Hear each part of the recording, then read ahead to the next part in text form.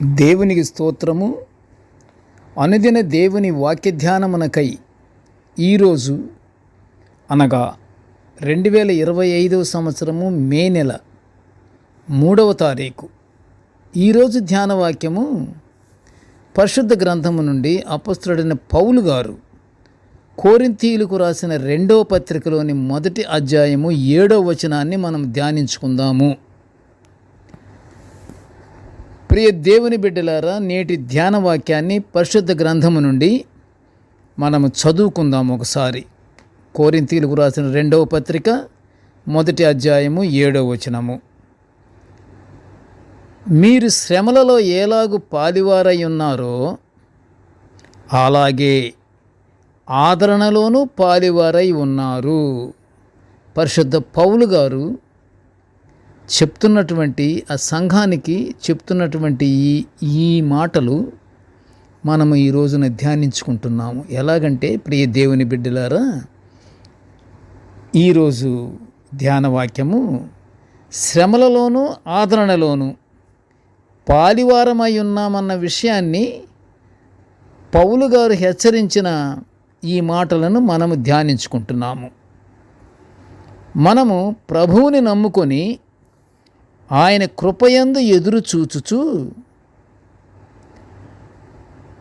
ఇంకా చెప్పాలంటే ఆయన కృపయందు మనము ఎదురు చూచుచు ఎదుగుచూ కూడా ఆయన మన రక్షకునిగా ఒప్పుకొని ప్రభువు సేవలో ఉండినప్పుడు క్రీస్తు నెరుగని వారును వాక్యము తెలియని వారును ప్రభు సేవలో ఉన్నవారిని ఎదురుదాడి చేస్తుంటారు. ప్రియ దేవుని బిడ్డలారా, ఎదురుదాడి చేసేవాళ్ళు ఎవరెవరు? క్రీస్తు ప్రభునంటే ఎవరో కూడా ఎరుగనటువంటి వాళ్ళు. అలాగే వాక్యము దాని యొక్క సారాంశము తెలియని వారు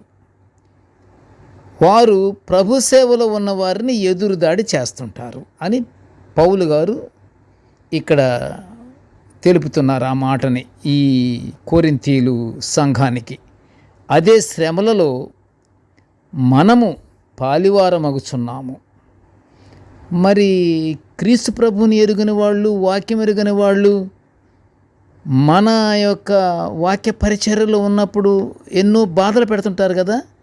ఆ శ్రమలలో కూడా మనం పాలివారమగుచున్నామని పౌలు గారి యొక్క ఉద్దేశము.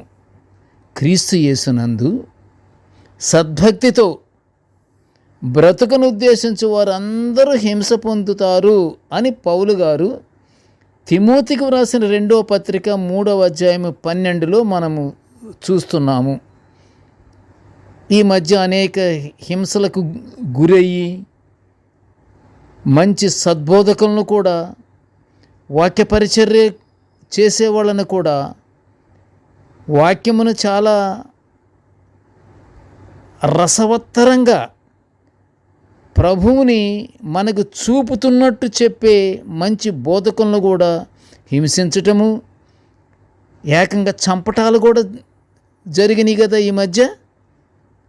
అలాగే ఈ ప్రభువునందు బ్రతకటానికి ఉద్దేశించబడిన వాళ్ళందరూ హింస పొందుతారు అని పౌలు గారు తన కుమారునిగా భావించే తిమోతికి వ్రాసిన పత్రికలో కూడా మనం 3వ అధ్యాయం 12లో మనం చూస్తున్నాము. లోకము అనగా క్రీస్తు ప్రభువుని ఎరుగని వారు మనలను ద్వేషించక మునిపే ప్రభువుని ద్వేషించింది ఈ లోకము అని యోహాను పత్రిక, యోహాను సువార్తలో కూడా 15వ అధ్యాయము 18వ వచనములో మనం చూస్తున్నాము. మనము లోక సంబంధులమైతే, ప్రియ దేవుని బిడ్డలారా, మనము లోక సంబంధులమైతే లోకము మనలను ప్రేమించును. లోక సంబంధము అవన్నీ ఏంటి? లోక సంబంధమైనటువంటి విషయాలలో మనము పాలివారమై ఉన్నప్పుడు అలాంటివి మనకి జరుగుతుంటాయి. ఎట్లా? దేవుని ఆజ్ఞలకు, దేవుని కట్టడలకు విధేయత చూపినటువంటి వాళ్ళందరూ వాళ్ళు ఒక ప్రేమ ఎరగరు, ఒక పరిశుద్ధమైనటువంటి ఉద్దేశాలు ఎరగరు. వాళ్ళు లోకము మనల్ని ద్వేషించక మునిపే ప్రభువును కూడా ద్వేషించింది అని యోహాను సువార్తలో 15 మనం చూస్తున్నాము. మనము లోక సంబంధులమైతే లోకం మనల్ని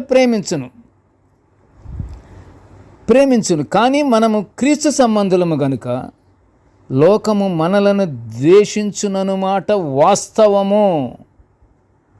వాస్తవమా కాదా ప్రియ దేవుని బిడ్డలారా? మనము క్రీస్తు సంబంధులము గనుక లోకము మనలను ద్వేషిస్తుంది.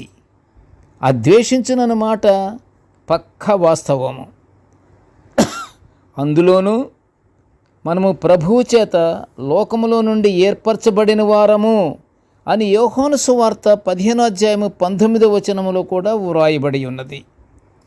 మనము ప్రభువు చేత మనము ఈ లోకములో ఉన్నాము, కానీ మనము ఏర్పరచబడిన వారము, ప్రభువుని నమ్మిన వారము. ఏర్పరచబడిన వారం అంటే ప్రభువుని విశ్వసించిన వారము.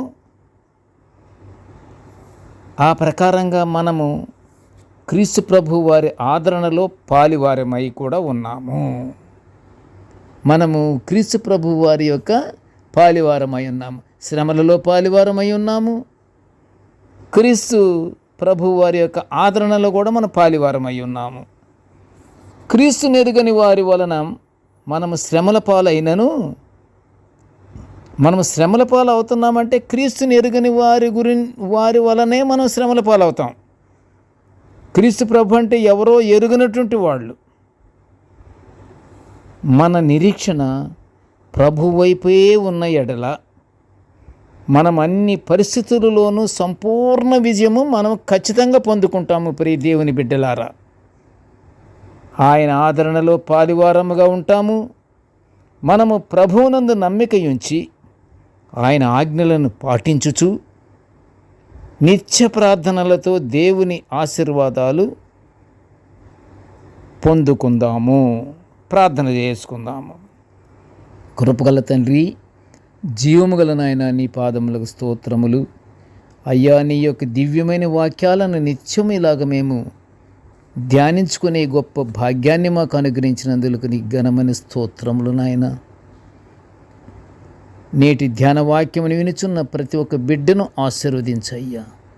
ప్రభువా, పరిశుద్ధ పౌలు గారు ఉద్దేశించి వ్రాసినటువంటి తిమోతికి వ్రాసినటువంటి పత్రికలోని మాటను ప్రభువా, క్రీస్తు ప్రభువునందు సద్భక్తితో బ్రతుకును ఉద్దేశించు వారందరూ హింస పొందుతారన్నటువంటి మాటలో తండ్రి, అది నీ చిత్తమై ఉన్నది గనుక ప్రభువా, మేము ఎల్లప్పుడూ తండ్రి నీ ఆజ్ఞలను పాటించుచు నిన్ను విశ్వసించుచు దేవా, నీ కట్టడలను మేము అనుసరించుచు ఎల్లప్పుడూ నిన్ను ప్రార్థించుకుంటూ నిన్ను స్మరించుకొనుచు నిన్ను మహిమపరుచుకునే భాగ్యాన్ని మాకు అనుగ్రహించమని తండ్రి ఈ మనవులన్నీ యేసయ్య పుణ్య నామమున వినయముగా వేడుకొనుచుంటున్నాము తండ్రి. ఆమేన్. దేవుడు మనల్నందరినీ బహుగా దీవించుగాక. ఆమేన్. ఆమేన్.